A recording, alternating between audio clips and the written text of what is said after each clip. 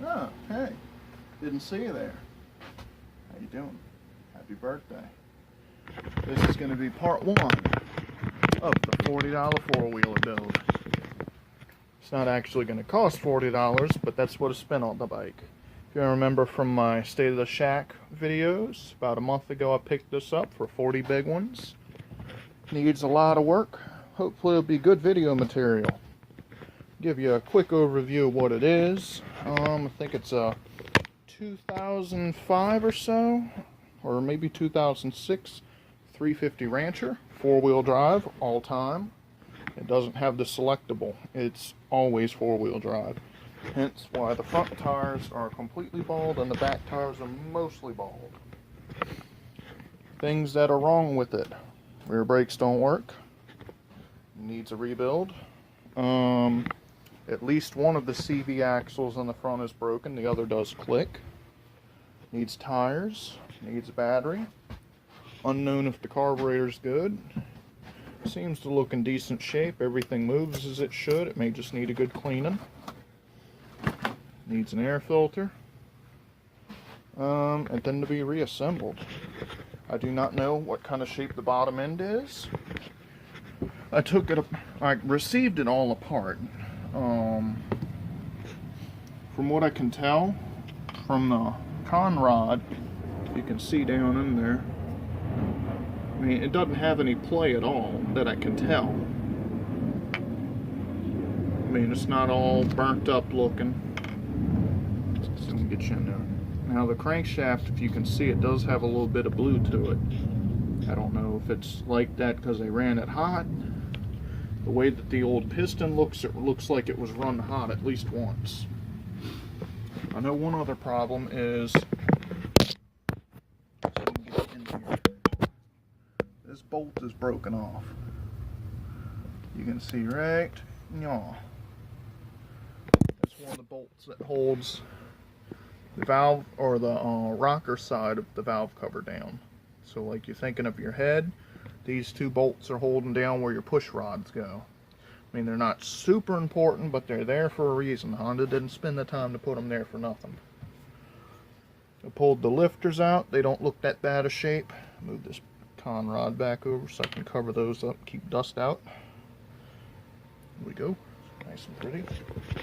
Here's the lifters. I pulled them out and cleaned them off. They're not super worn. They're still flat.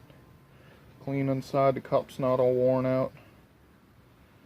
Same deal on both of them. Try to remember where they go. Intake exhaust. We will go to the push rods themselves. In the box O parts. Also, not all worn. They're not ovaloid. They're not flattened out. Still nice and pretty. The motor had some miles on it, but not terrible. This is the cylinder. I had it rebuilt at a machine shop locally. It was like $100, $100 per rebuild kit. Took it all apart, cleaned it, powder blasted it, rebuilt the valve stems and the valve seals, and reseated them. Got it all nice and pretty. Bored the cylinder over 20 because the original cylinder was worn so much it was like a mirror inside. See this? It's got the nice crosshatch back in there. Guy does good work.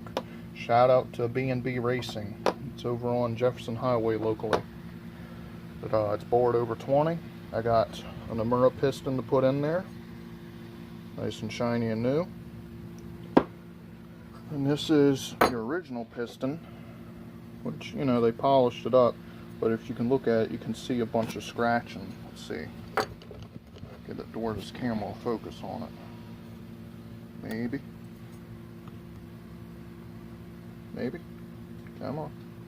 You know you want to. Yeah, close enough. But if you look inside, you can see all the heat in that piston. Been overheated at least once. Another thing about it, get this wrist pin out. You can actually, let's put this against something where you can actually zoom and focus. Come on, stupid camera. Hello. One of these Close enough. You can actually see the wear on the wrist pin. What's funny is I put the wrist pin that came with the new piston, that one, which is in this here box. The new wrist pin fits in the connecting rod super tight. Like there's no play in it at all. Like it's actually difficult to fit it in there. So I think the wrist pin may be oversized. But it fits nice and tight. The bottom end of the connecting rod seems tight. I've spun the motor over several times by hand. There's no tightness, there's no play. Like you spin it back and forth, there's no problems there. So tonight's entertainment is going to be connecting these oil cooler lines. Somehow or another the bolt got lost for this side. I have that one over there. And this a mud dauber built the nest inside the bolt hole, so I got to clean that out. But I'm going to take these apart, or take the bolt them in where they're supposed to go. That'll be part one. Maybe I'll fill the motor or the bottom end with 2 or 3 quarts of oil and spin it over till it starts coming out through this port here. That's the pressure port coming up to the top of the motor. There will also be some oil, sloshing around in here. But my main thing is I want to get oil spinning in there, get everything lubed up and happy, and then I'm going to spin it at a higher speed with a drill and see if there's any clattering or any kind of noise, and get that oil where it's coming out of there good. Then I'll put the gaskets, the piston, and the cylinder on. That'll probably be part 2, is putting these parts on. I'll get it up. First I'll do this one, get the piston seated in there like it's supposed to. I'll install this one and get it to where the oil's coming up through the ports. And then I'll install this one, like a so, on the motor until the oil comes out of this port.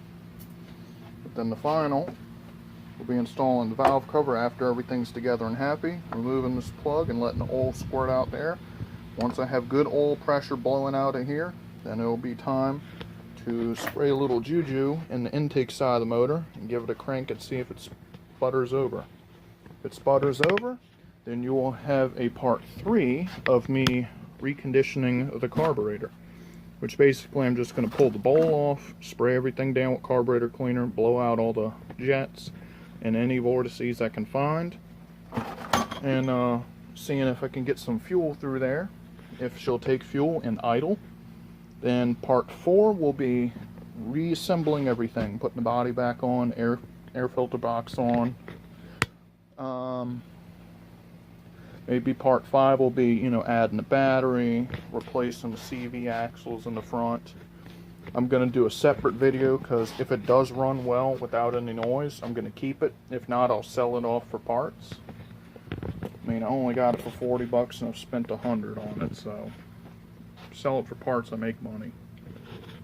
If it runs good and doesn't make any noise or smoke, I'm going to buy some new tires for her, and I'll show you a separate video, like not in this series, but a video on just how to change ATV tires.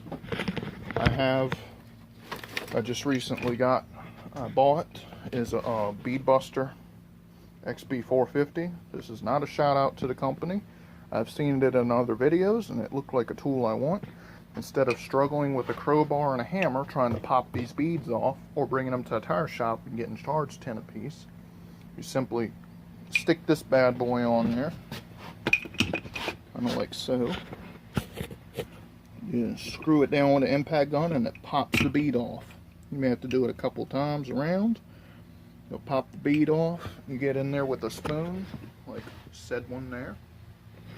Pop the tire off, swap it out for a fresh one, throw a new valve stem in there, and then you're good to go.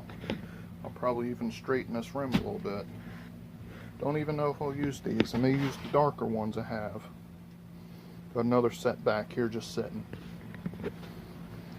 But that is part 1 of this video. I'm guessing I'm going to do everything else in a part 2, just because I don't have the time right now.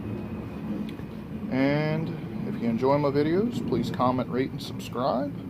And have a very lovely day.